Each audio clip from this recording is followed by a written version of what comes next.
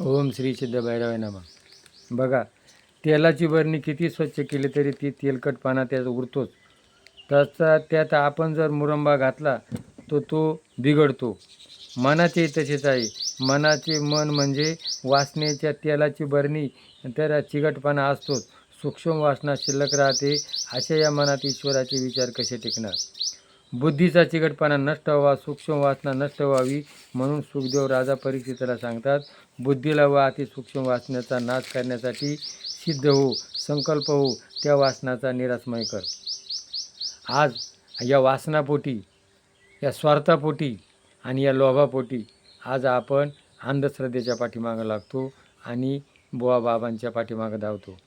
गुरुची कृपा, भगवंताची दया, भगवंत कथेचा आधार आणि सुखदेवाची दिव्यवाणी या सानिध्य यामुळे राजा परीक्षित सावध होऊन दृढचित्त भगवंताची कथा श्रवण सुरू लागतो. भगवंतात मुख्य कथा श्रीकृष्णाची असली तरी रामाची कथा ऐकल्याशिवाय श्रीकृष्णाची कथा ऐकता येत नाही. पहिली कथा कोणाची? रामाची ऐकल्याशिवाय ऐकता येत नाही. रामाचे मर्यादेचे आकलन झाल्याशिवाय कृष्णाच्या अमर्यादाच्या प्रेमाचे, अमर्यादेचे व्यक्तीचे रासलीला आकलन होणार नाही. संप्रदाय कुठलाही असला तरी रामाच्या मर्यादेचे पालन केल्याशिवाय आनंद मिळत नाही. राम कोण होता? मर्यादा पुरुषोत्तम. मनुष्याला थोडीशी जरी संपत्ती मिळाली, अधिकार मिळाला का तो आपली मर्यादा विसरून जातो आणि येथेच रामाचे चरित्र, रामाची मर्यादा माणसाला मदत करायला दिशा दाखवते. आज माणसाकडं पैसा आला का माणूस काय करतो? उन्मत्त बनतो. बघा, रामाना अयोध्येचे राज्य सोडून दिले. त्याग, सेवा, रामाच्या चरित्राचे अनुकरण करावे आणि कृष्णाच्या चरित्राचे चिंतन करून तन्मय व्हावं. म्हणून राम राम म्हणून विकास होणार नाही. राम जसा वागला तसा आपण जर वागलो तर आपला विकास होईल. बंधुप्रेम, एक पत्नी व्रत हे रामाने मानलेले आदर्श आहे. रामायणातील पात्रे आदर्श चरित्रे आहेत. श्रीकृष्णाचे अनुकरण करणे कठीण आहे. त्याप्रमाणे आपल्याला कालमर्यादा करता येणार नाही, विष प्राशन करून ते पचवता येणार नाही, पण रामाचे अनुकरण करणे माणसाला शक्य आहे. बहुतांश आदर्श मानव कसा असावा याचे दिग्दर्शन मर्यादा पुरुषोत्तम रामचरित्राकडे पाहिले. आदर्श कसा असावा माणूस, म्हणून रामाचे चरित्र पाहिजे. रामाचा जन्म राक्षसांना मारण्यासाठी नाही, तो माणसाला मानव धर्म शिकवण्यासाठी आहे. रामलीला सरळ आहे, कृष्णलीला घन आहे. सीतेच्या शुद्धीची ग्वाही स्वतः अग्निप्रयाने प्रकट होते.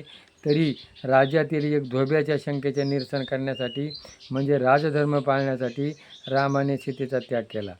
राजधर्म म्हणजे राज्यातील लोकांची सेवा करणे. हा सेवाधर्म पाळण्यासाठी स्वतःच्या प्रिय पत्नीचा त्याग करणाऱ्या मर्यादम पुरुषाचे रामाची कथा ही अद्भुत आहे. जगातल्या कोणत्याही संस्कृतीत असं त्याग, असा आदर्शवाद मिळणार नाही. रामासारखा त्याग, राज्य त्याग केलं, स्वतःची बायकोचा त्याग केला आणि आज काय झालं आहे? स्वार्थ केला आहे. स्वार्थाकरता माणूस बुवाबाबांच्या पाठीमागं धावतो आणि करूनही ते करतो. रामायण हा अतिप्रिय ग्रंथ आहे. रामकथा आदर्श शिकवणारा अद्भुत ग्रंथ आहे. श्रीराम मृद मर्यादा पुरुषोत्तम आहे. श्रीकृष्ण हा पृष्ठी पुरुषोत्तम आहे. रामाच्या नामात एक जोडाक्षर नाही. श्रीकृष्णाच्या नामात एकही साधा अक्षर नाही. रामाचा जन्म दुपारी 12 वाजता झाला. कृष्णाचा जन्म रात्री 12 वाजता झाला. राम दशरथाच्या महाला जन्माला आला.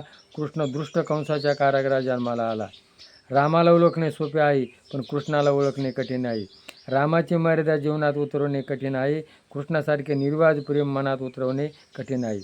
मनुष्याने प्रेम आणि मर्यादा याचा संगम आपल्या जीवनात उतरला तर तो सुखी होतो. आज जीवनात प्रेम राहिलं नाही. आज प्रेम कोणा कसं नाही, फक्त स्वार्थ भरलेला आहे. स्वार्थाकरता माणूस करूनही ते करतो. म्हणून रामचरित्र, क्रोध, लोभ याचा नाश झाल्याशिवाय परमात्माची प्राप्ती होत नाही. म्हणून आज क्रोध, राग आणि लोभ, आज या लोभापोटी, स्वार्थापोटी करूनही ते माणूस करू राहिला आहे. म्हणून स्वार्थ, लोभ, माणसाच्या शरीरामध्ये 6 विकार आहेत: काम, क्रोध, लोभ, मद, मत्सर, अहंकार. बघा, हे माणसाचं शरीर काय आहे? भाड्याचं आहे. आणि या भाड्याच्या शरीरामध्ये क्षणभंगूर आहे आणि त्याच्यात 6 जण आहे आणि 6 जण माणसाला करूनही ते करायला लावतात. म्हणून रामाचं आणि कृष्णाचं, रामासारखं वागा, कृष्णाच्या चरित्राचं अनुकरण करा, तर तुमच्या जीवनाचा उद्धार होईल, तर जीवनाचा खरा अर्थ कळेल. हे जर पटलं असेल तर क्लिक करा. जय भैरवनाथ.